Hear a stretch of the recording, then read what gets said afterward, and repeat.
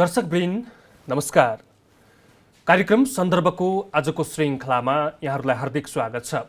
सन्दर्भको आजको श्रृङ्खलामा हामी नेपाल बहुभाषिक, बहुजातिक, बहुआयामिक, बहुधार्मिक र विविध संस्कृति बोकेको मुलुक हो र पर्वको सिजन सुरु भएको छ।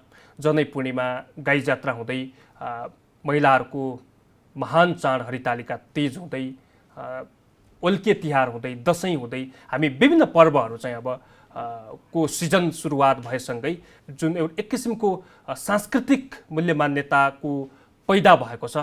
यी विषयमा हामी जसरी संस्कृति मनाउँछौँ, संस्कृति मान्छौँ, संस्कृतिप्रति हामी जहिले ओतप्रोत हुन्छौँ, तर यसभित्रका खास कुराहरू के हुन्, किन हामी धर्म मान्छौँ, किन हामी संस्कृति मान्छौँ, संस्कृतिसँग हाम्रो पहिचान, मानव सभ्यताको पहिचान कसरी जोडिएको छ, यी विषयमा चाहिँ आज हामी केलाउने प्रयास गरिरहेका छौँ। र विशेष गरी जनै पूर्णिमा र गाई जात्रा विशेष रहेर संस्कृतिलाई जोड्ने प्रयास आज हामी गर्नेछौँ। र जसका निम्ति मैले डाक्टर गोविन्द शरण उपाध्याय, उहाँ चाहिँ त्रिभुवन विश्वविद्यालय दर्शनशास्त्र विभागको उपप्राध्यापक पनि हुनुहुन्छ र जरोकिलो प्रतिष्ठानका संस्थापक उपाध्यक्ष हुनुहुन्छ। आज हामी यिनै सेरोफेरोमा रहेर उहाँसँग कुराकानी गर्दैछौँ। यहाँलाई स्वागत छ। नमस्ते।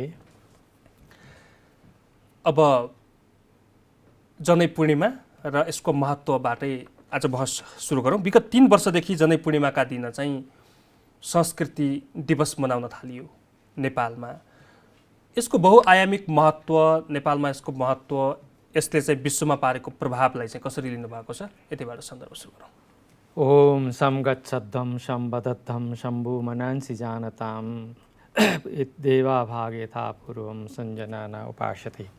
सर्वप्रथम जनता टेलिभिजन हेरेर बस्नुभएका सम्पूर्ण दर्शकवृन्दहरूमा म हार्दिक नमन गर्न चाहन्छु र यसै जुन सन्दर्भको प्रश्न उठाउनु भएको छ, यसै सन्दर्भमा रहेर म यहाँहरू समक्ष वार्ता गर्ने प्रयत्न गर्दछु। सबभन्दा पहिला त तपाईँका दुईवटा प्रश्नले एकैचोटि जोडिएर आएका छन्। एउटा पहिलो प्रश्न चाहिँ जनै पूर्णिमा के हो र दोस्रो चाहिँ संस्कृत दिवस किन मनाइयो। यिनी दुईवटा चिजहरू चाहिँ फरक फरक प्रश्नहरू भए तापनि आजको सन्दर्भमा जोडिएकै छन्। सर्वप्रथम त ऋषि तर्पणी पनि भनिन्छ र मूलतः परापूर्वकालदेखि नै ऋषिहरूले, किनभने नेपाली समाज 4 वर्णाश्रममा विभाजित छ र ब्राह्मण, वैश्य, ब्राह्मण, क्षेत्रीय र वैश्यहरूले खास गरी तागाधारी भनेर हामी भन्छौँ नेपालीमा, उहाँहरूले विधिपूर्वक मन्त्रद्वारा जनैलाई अभिमन्त्रित गरेर पितृहरूलाई तर्पण गरेर आफ्ना पूर्वजहरूलाई सम्मान गर्दै हातमा देन बद्धो बलि राजा दानवेन्द्रो महाबल तेन त्वाम प्रतिबन्धामी रक्षमाचल माचल भन्दै धागो बाँध्ने र सम्पूर्ण विश्वलाई चाहिँ सबै सुख हुन्, म पनि निरोग हुँ, अर्को पनि निरोग होस् भन्ने अभिकामना गर्ने। दोस्रो चाहिँ जनै धारण गरेर, खास गरी जनैमा चाहिँ 9वटा सूत्र हुन्छन्। 9वटा सूत्रहरूले विभिन्न देवी देवताहरूको प्रतिनिधित्व गरेको हुन्छ। अहिले तिनी सबै चिजको व्याख्या असम्भव छ, तथापि यति बुझ्नु पर्यो कि त्यो जनै अभिमन्त्रित गरेर त्यो 9वटा जुन जनैका सूत्रहरू हुन्छन्, तिनी सूत्रहरूमा ब्रह्मा, विष्णु, महेश्वर आदि इन्द्रादि देवताहरूको अभिमन्त्रण गरेर हामीले त्यसलाई चाहिँ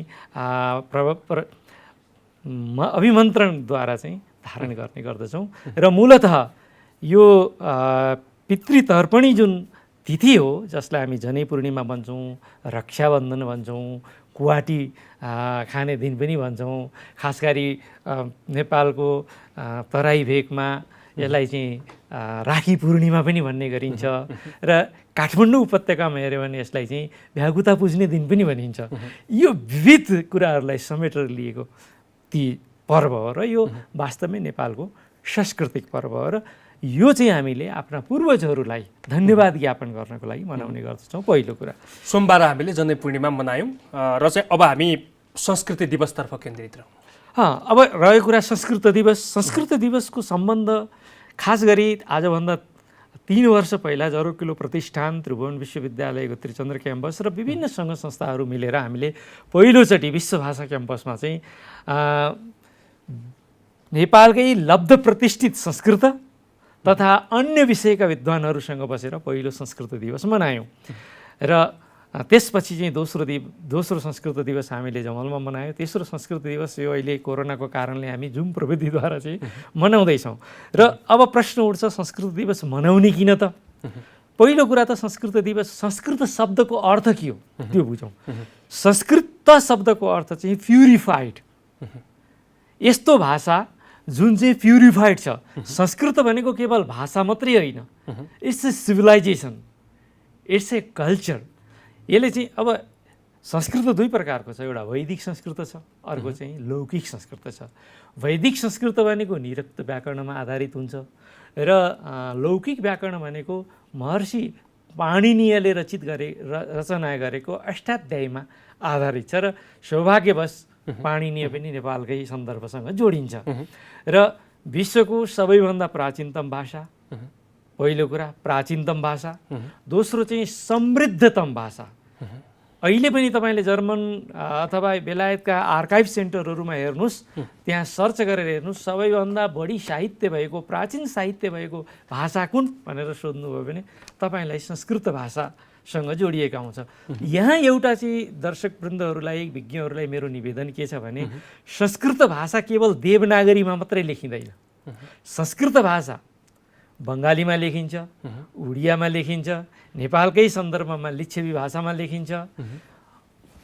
खास गरी साउथ एसियन भाषाहरूमा चाहिँ प्रायः गरेर संस्कृत भाषामा लेखिन्छ। तर जुन भाषामा लेखिए पनि उच्चारण गर्ने जुन स्वरूप हो, बुझ्ने स्वरूप हो, त्यसमा कुनै परिवर्तन आउँदैन, एउटै हुन्छ यस अर्थमा। र दोस्रो कुरा संस्कृत दिवस किन मनाउने भन्दाखेरिमा आज हामी नेपाली बोल्छौँ, तराईमा गए हामी भोजपुरी बोल्छौँ, त्यसभन्दा उता गए हिन्दी बोल्छौँ, त्यसभन्दा उता गए अरू भाषाहरू बोल्छौँ।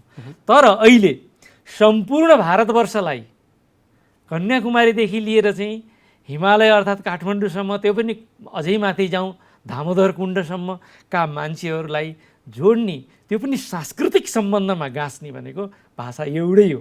त्यही भएर भारतले यस वर्ष जनै पूर्णिमाकै दिनबाट संस्कृत दिवस मनाउनका निम्ति उर्दी जारी गरेको छ। अब यो गर्दा त हामी अगाडि बयौँ होइन, एकदम हामी उनीहरूभन्दा जेठौँ, दुई अर्थमा जेठौँ। पहिलो कुरा त भरत ऋषिले कालीगण्डकी पुलाह क्षेत्रमा तपस्या गरेको के होइन, भरत राजाको नाममा भारत नाम परेको हो, त्यसमा पनि नाम दिएको हामीले हो भारतलाई, पहिलो कुरा।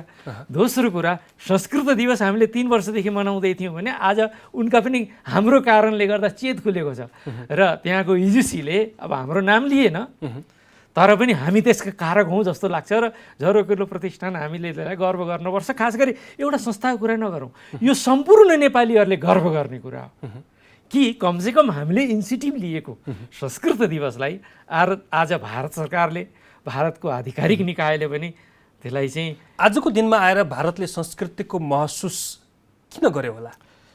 किनभनेदेखि त्यसका विविध कारणहरू छन्। पहिलो कुरा त हामी फरक विचार राख्ने होला, तर त्यसलाई महसुस गर्नै पर्छ। यदि तपाईँले, हामी नेपाली भाषा बोल्छौँ, नेपाली भाषाबाट संस्कृतका शब्दहरू हटाइदिने भने तपाईँ कसरी नेपाली भाषा बोल्न सक्नुहुन्छ? नेपाली शब्द पनि संस्कृतको, भाषा पनि संस्कृतको है। तपाईँले हेर्नुभयो भने 60% संस्कृत शब्द त हाम्रो संस्कृतबाट कम्पोज छ। यसको अर्थ हिन्दीको हालत त्यही छ, बङ्गालीको हालत त्यही छ, मैथिलीको हालत त्यही छ, उतातिर साउथ इन्डियातिर बोलिने तमिलको भाषामा त्यही छ। 60-65% शब्दहरू जुन भाषा तद्भव शब्दहरूबाट जुन भाषाहरू निर्मित भएको छ, त्यो भाषाको रुटमा नगएर त भारतलाई के, हामीलाई पनि साध्य छैन। हामीले यदि नेपाली शुद्ध बोल्न छ भने संस्कृत बोल्न पर्छ पर्दैन? आज हामी अङ्ग्रेजीसँग हाम्रो के गाई गोरु बेचेको साइनु छ त छैन नि। अङ्ग्रेजी सिक्नको लागि हामी मरिमेटेका छौँ, हामी मरिमेटेर अङ्ग्रेजी सिक्छौँ, जसको हामी जन्मदाखेरिमा हामीले एक शब्द पनि जानेका हुन्नौँ। तर जुन नेपाली भाषामा चाहिँ 60% संस्कृत छ, त्यो त हामी सहजात जन्मदैखेरि सिकेर आएका हुन्छौँ। भनेदेखि समस्या के हो भनेदेखि हामीले अङ्ग्रेजीलाई चाहिँ एकदम महत्त्व दियौँ, जुन गाई गोरु बेचेको साइनु छैन त्यसलाई हामी सिक्न अथक प्रयत्न गऱ्यौँ। अर्को कुरा, जुन हामीहरूको मरेदेखि जन्मदेखि मृत्युसम्म जुन संस्कारका रूपमा, सभ्यताका रूपमा निरन्तर जोडिएको भाषा छ, त्यसलाई चाहिँ हामीले सिक्ने प्रयत्नै गरेनौँ के। त्यस कारणले संस्कृतलाई त मृत भाषा भन्ने पश्चिमाहरू हैन आज त्यही संस्कृत सिक्नलाई आतुर भएका देखिन्छन्। तर हाम्रो विडम्बना हो कि के हो, नेपालमा यसको लोकप्रियता पहिलाको तुलनामा खस्किँदै गएको हो कि के लाग्छ यहाँ? यो एउटा महत्त्वपूर्ण कुरा तपाईँले उठाउनु भयो। हामीले संस्कृत भाषाको कुरा गर्दाखेरिमा संस्कृतमा जे पनि छ, संस्कृतमा नभएको केही संसारमा केही पनि छैन भन्ने जस्ता कहिलेकाहीँ अतिशयोक्ति पनि कुरा गर्छौँ। त्यसो होइन, संस्कृतमा भएका अरू भाषामा नहुन सक्छन्, त्यस्तै गरी अरू भाषामा भएको कुरा संस्कृतमा नहुन सक्छ नि त। यो भाषाको डिफ्रेन्सेस हो। यो कुरा सत्य हो कि संस्कृतको जुन पहिलो ग्रन्थ ऋग, यजुर्वेद, सामवेद, अथर्ववेदहरू छन्, संसारका सर्वप्रथम लेखिएका, अथवा हामी त त्यसो हिन्दू संस्कृति मान्नेवाला वेदलाई चाहिँ मान्दैनौँ, अपौरुषीय मान्छौँ। तथापि एउटा चाहिँ आधुनिक शिक्षा प्रणालीलाई मान्ने हो भने 3500-4000 वर्ष पुरानो त हुन्। त्यस्तो पुरानो दस्तावेज त अहिले पनि छैन र विश्वमै यसलाई सबैभन्दा प्राचीन हस्तलिखित दस्तावेज भनेर मानिन्छ भनेदेखि मूलभूत कुरा के हो भनेदेखि हामीले अब आएर चाहिँ संस्कृतको महत्त्वलाई बुझ्न थाल्यौँ। र एउटा भने चाहिँ मृगको चाहिँ नाईमा चाहिँ कस्तुरी बसिया हुन्छ हेर्नु, त्यसलाई हामीले थाहा पाउँदैनौँ। हाम्रो विडम्बना के हो भने जब पश्चिमाहरूले ओहो संस्कृत त एकदम अद्भुत भाषा रहेछन् भने चाहिँ हो र भनेर बल्ल हामी जुर्मुराउन सक्छौँ। हामीले आफै कुरा गऱ्यौँ भनेदेखि के भन्छ, गोविन्द शरण उपाध्याय भनेको ला यो त कर्मकाण्डी बाहुन हो कि भनेर भन्छौँ कि हामी है। कहीँ त हामीले यसलाई कर्मकाण्डसँग अति संबद्ध गरेर पनि हो। दोस्रो कुरा के भयो भने हामीहरूलाई जसले सिकाए त्यो संस्कृत केवल भाषा मात्रै, एउटा संस्कृत भाषा हो जुनमा चाहिँ संसारका सम्पूर्ण विषयवस्तुहरूलाई उद्घाटन गर्ने क्षमता छ भन्ने कुरा हामीले सिकाएनौँ के। संस्कृत आजको दिनमा किन सिक्ने भन्ने प्रश्न पेचिलो बनेर आउँछ। छोटोमा मिठोमा र बुझ्ने गरी भन्दा संस्कृत किन अध्ययन गर्ने? एकदम महत्त्वपूर्ण कुरा। संस्कृत किन अध्ययन गर्ने भन्दाखेरिमा संस्कृत विश्वको सबैभन्दा प्राचीनतम लिखित दस्तावेज भएको भाषा हो, पहिलो कुरा। दोस्रो कुरा, भारतदेखि लिएर कम्बोडिया, फिलिपिन्ससम्म कुनै बेला जीवित रूपमा बोलिने र सञ्चारणमा रहेको भाषा हो। तेस्रो कुरा, अहिले पनि संस्कृत साहित्य यति समृद्ध छ कि कुनै पनि विश्वको कुनै भाषाले पनि संस्कृतलाई कम्पिट गर्न सक्दैन। चौथो कुरा, संस्कृत किन सिक्नुपर्छ भनेदेखि संस्कृत विश्वको एउटा यस्तो एकमात्र यस्तो भाषा हो जुन लेखिन्छ, जस्तो लेखिन्छ त्यस्तै पढिन्छ, जस्तो बोलिन्छ त्यस्तै लेखिन्छ। फेरि यसले दोहोऱ्याइ चाहे दर्शकवृन्दहरूसँग समक्ष, जस्तो यो लेखिन्छ त्यस्तै पढिन्छ, जस्तो यो पढिन्छ त्यस्तै लेखिन्छ। यानि कि अङ्ग्रेजीमा तपाईँले साइकोलोजी भन्नुभयो भने पिसाइकोलोजी लेख्नुपर्छ, फ्युचर भन्नुभयो भने कहीँ कहीँ फुटुरे भनेर हामी पनि सिकेका थियौँ पहिला होइन। अङ्ग्रेजी संस्कृत भाषामा त्यस्तो हुँदैन। अब चाहिँ संस्कृतको विकासमा नेपालको योगदानलाई कसरी सम्झिनुहुन्छ यो सँगसँगै? एकदम, यो त एकदमै महत्त्वपूर्ण कुरा हो। हामी बडो सौभाग्यशाली छौँ किनभने नेपाल राष्ट्रले, संस्कृत भाषाको जननी हो नेपाल राष्ट्र। तपाईँहरूलाई म उदाहरण दिन्छु। विश्वामित्रले कोशीका किनारमा ऋग्वेदको साक्षात्कार गर्नुभयो। वेदव्यासले दमौलीमा 18 पुराण लेख्नुभयो। कपिल महर्षिले कपिलवस्तुमा बसेर चाहिँ साङ्ख्य दर्शनको रचना गर्नुभयो। भगवान् बुद्धले त्यही कपिलवस्तुमै बसेर सम्पूर्ण बौद्ध दर्शनको विकास गर्नुभयो। जैमिनीले बागलुङको जैमिनी घाट पर्वत र बागलुङको जैमिनी घाटमा चाहिँ बसेर चाहिँ मीमांसा दर्शनको रचना गर्नुभयो। त्यसभन्दा माथि जानुस्, राजा भरतले तपस्या गरेर भारतको निर्माण गर्नुभयो। त्यसभन्दा पनि माथि जाउँ हामी, ऋषभदेवले आफ्ना छोराहरूलाई संस्कृतिको पाठ यहाँबाट पढाउनु भयो। र त्यति मात्रै नभएर अरखाँचीको पणेनामा बसेर त पाणिनीले अष्टाध्यायीको पनि रचना गर्नुभएको। यस अर्थमा संस्कृतको उद्भव जुन स्थल हो, स्रोत हो, त्यो त नेपाल नै हो।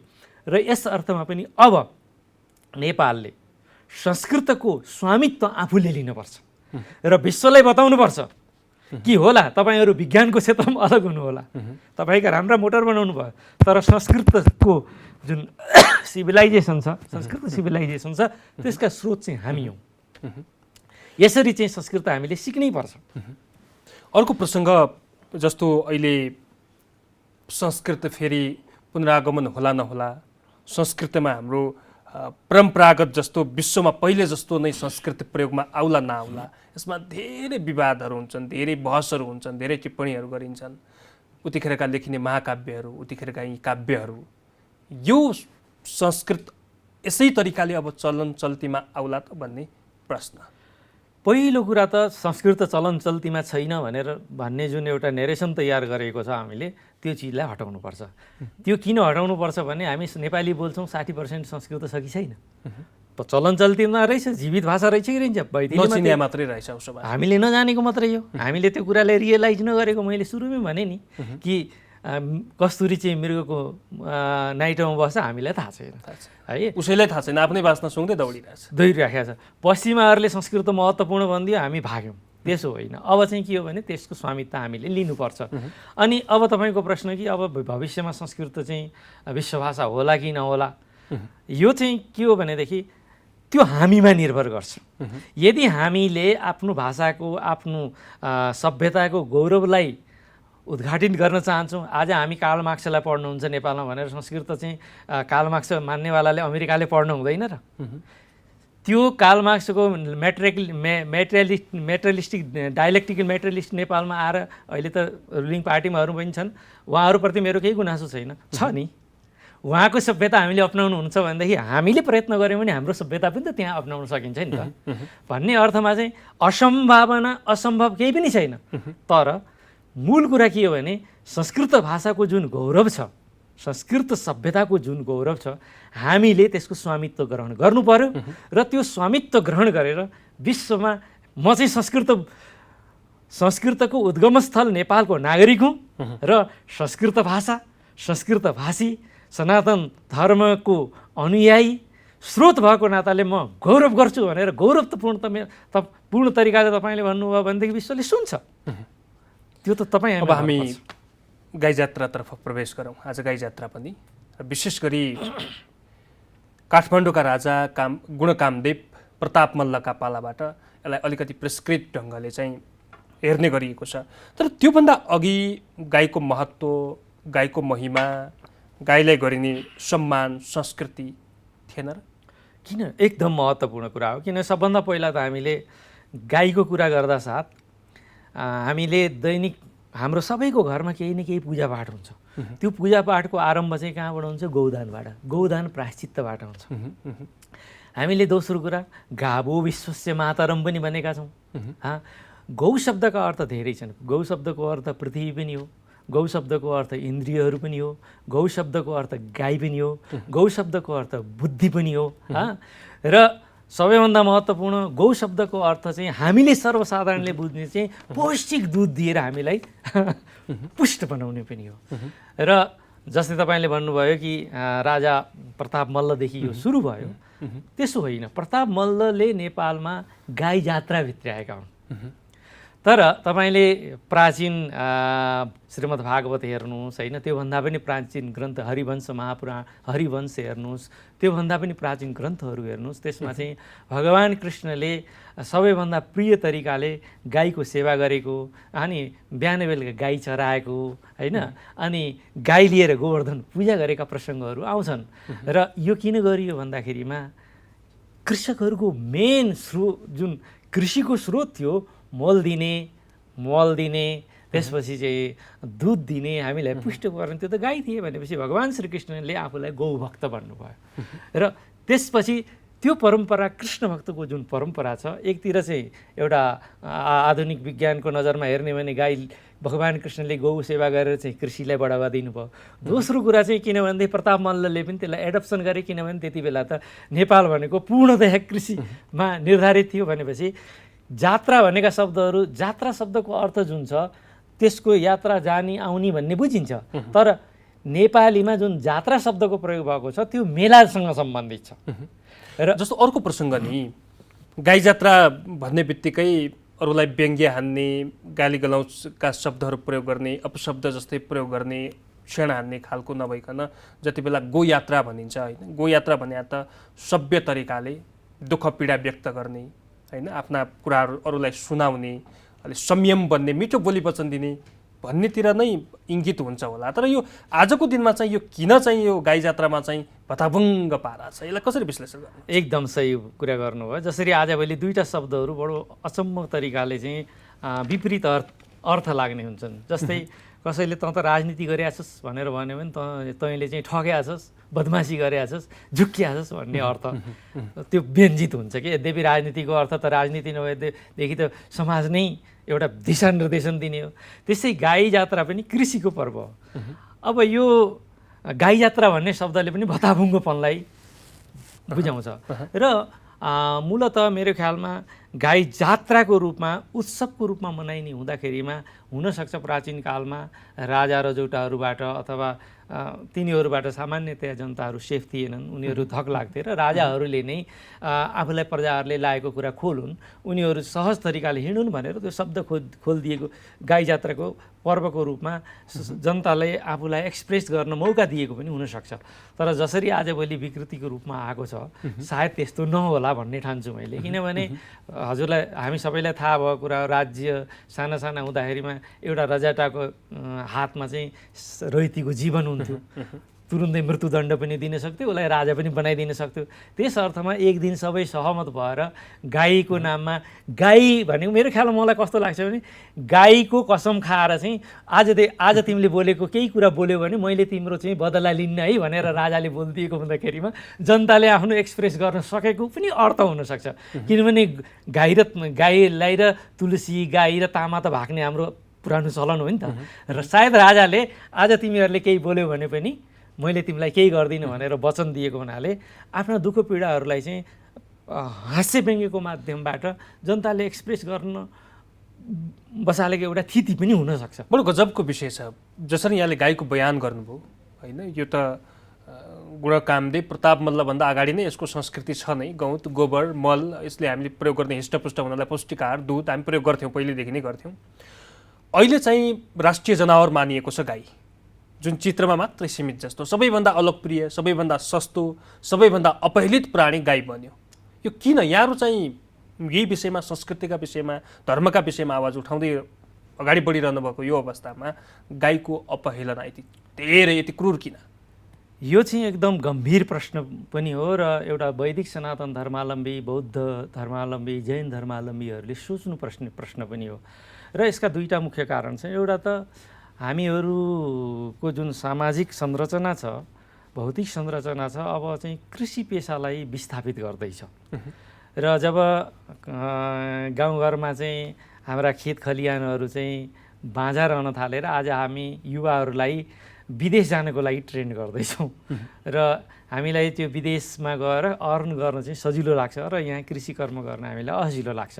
यस अर्थमा यो कृषि कर्ममा हाम्रो अभिरुचि कम भएको कारणले र साथसाथै यान्त्रिकीहरूको प्रभाव पर्दै जाँदाखेरिमा कृषिलाई नहुने गौवस्तुहरूको चाहिँ आवश्यकता महसुस कम भएकै हो। यो कुरालाई हामीले नकार्न पर्दैन। तर कता कता चाहिँ हामीहरूको डिसअनेस्टी पनि हो। हामीले कुरा चाहिँ ठुलो गौ संरक्षणको कुरा गर्ने, तर घरमा चाहिँ पहिला त बाहुनले गौदान दिँदाखेरि गाई नै लग्थे, अहिले त अब गाई लग्नै छोडे, अब त पैसो चाहिन्छ होइन। यो पनि हो। अब किनभने बाहुनले पनि कहाँ लैजाओस् त, जबरजस्ती बिचरा बाहुन पनि त हामी तपाईँ जस्तै मान्छे हुन् नि होइन। काठमाडौँमा मलाई कसैले बाहुनले गाई दिएला अरे, मैले गाई दिएर के गर्ने के, न त म कृषक त रहेन भनेपछि त्यो यथावत समस्या छन्, त्यसलाई नकारात्मक रूपमा नलिउँ। तर पनि एउटा कुरा सत्य के हो भने कमसेकम पनि हामी गौ सभ्यताका हामी अनुयायी भएको नाताले कमसेकम हाम्रो कर्तव्य के हो, राष्ट्रको कर्तव्य के हो। राष्ट्रले पनि जब संविधानमा गाईलाई चाहिँ राष्ट्रिय पशु भनेर सम्मान दिएको छ र गाई हत्या गर्नेलाई चाहिँ 5 वर्षको दण्ड सजायको व्यवस्था पनि छ भने यो राज्यको पनि दायित्व हो र जसले गौ पालन गर्छ। तर एउटा कुरा चाहिँ म के निवेदन गर्न चाहन्छु भने गौपालनको नाममा यो जर्सी गाईहरूलाई भित्र्याएर चाहिँ हाम्रा जुन लौकिक लोकल प्रजातिका गाईहरू हुन्, यिनीहरूलाई चाहिँ बडो हार्म गर्ने काम हामीले गरिरहेका छौँ। दुध खानुपर्छ, तर त्यसको अर्थ हामीले जुन लोकल जातिका गाईहरू हुन् तिनीहरूलाई चाहिँ राज्यले अब यदि जनसाधारणमा त्यसको अभिरुचि रहेन भनेदेखि कमसेकम राष्ट्रिय पशु घोषणा गरिसकेपछि राष्ट्रले नै संरक्षण गर्नको लागि जुन कृषकहरूले गौपालन गर्नुहुन्छ उहाँ कृषकहरूलाई इन्सेन्टिभ दिनुपर्छ पर्दैन राज्यले, र जसले गौपालन गरेका छन् तिनीहरूलाई राज्यले विशेष व्यवस्था गरिदिनु पर्यो। र साथसाथै राज्यले गौमूत्र गाईको मोलबाट उत्पादन गरेका जुन खाद्य पदार्थहरू छन् तिनीहरूलाई विशेष अर्ग्यानिक श्रेणीमा राखेर बिक्री व्यवस्थाको गरिदिने भने गौपालन पनि हुन्छ, कृषकहरूको जीविकोपार्जनको लागि राम्रो साधन पनि हुन्छ, र साथसाथै हाम्रो मौलिक सभ्यता गौ सभ्यताको पनि संरक्षण हुन्छ। हस्, गाई जात्रा संस्कृति दिवस जनै पूर्णिमाको यहाँलाई धेरै धेरै शुभकामना, महत्त्वपूर्ण समय र संवादका लागि यहाँहरूलाई पनि धेरै धेरै धन्यवाद दिन चाहन्छु। जनता टेलिभिजनले मलाई यहाँ बोलायो र गाई जात्रा, जनै पूर्णिमा, रक्षाबन्धन, कुवाटी पूर्णिमाको यो शुभ अवसरमा हामी छलफल गऱ्यौँ। यहाँहरूलाई हार्दिक स्वागत गर्दछु र स्वागत र यहाँहरूलाई यो कुरा सुनिदिनु भएकोमा धन्यवाद दिन चाहन्छु। नमस्ते दर्शकवृन्द, कार्यक्रम सन्दर्भको आजको श्रृङ्खलामा नेपाल विविध जाति, धर्म, सहिष्णुता बोकेको राष्ट्र हो र हाम्रा मौलिक परम्पराहरूलाई, मौलिक संस्कृतिहरूलाई कसरी बचाउन सकिन्छ, कसरी जगेर्ना गर्न सकिन्छ भन्ने विषयमा केन्द्रित रहेर बहस गऱ्यौँ। आजका लागि सन्दर्भको समय सकिएको छ। खेम्बम बिदा हुन्छु। नमस्कार।